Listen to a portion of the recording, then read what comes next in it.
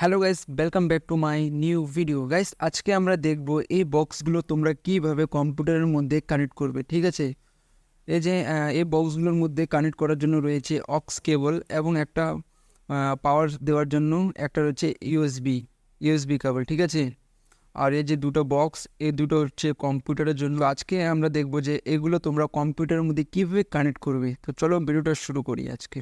এই যে চলে আসছি আমরা কম্পিউটারের কাছে। ঠিক আছে, তো চলো দেখি কীভাবে এগুলো কানেক্ট করব। সর্বপ্রথমে আমাদের যাইতে লাগবে সিপিইউর মধ্যে। ঠিক আছে, সিপিইউ পিছনে, এবং পিছনে রয়েছে এই যে অক্স কেবলটা, এটা কানেক্ট করার জায়গায় তোমাদেরকে অক্স কেবলটা, এই যে এই কেবলটা কানেক্ট করতে লাগবে এই যে গ্রিন পোর্টের মধ্যে।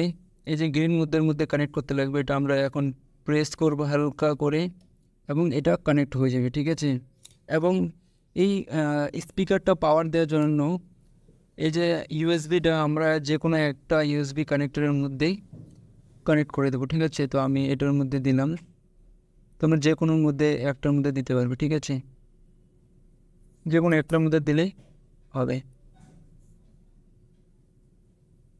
এবং আমাদের স্পিকার কানেক্ট হয়ে গেছে। ঠিক আছে, তো আমরা এখন চেক করব যে আমাদের স্পিকার কানেক্ট হয়েছে কি না।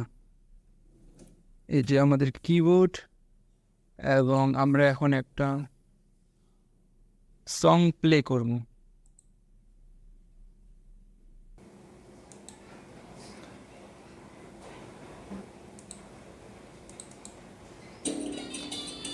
এই যে আমাদের কি বলে স্পিকার কানেক্ট হয়ে গেছে।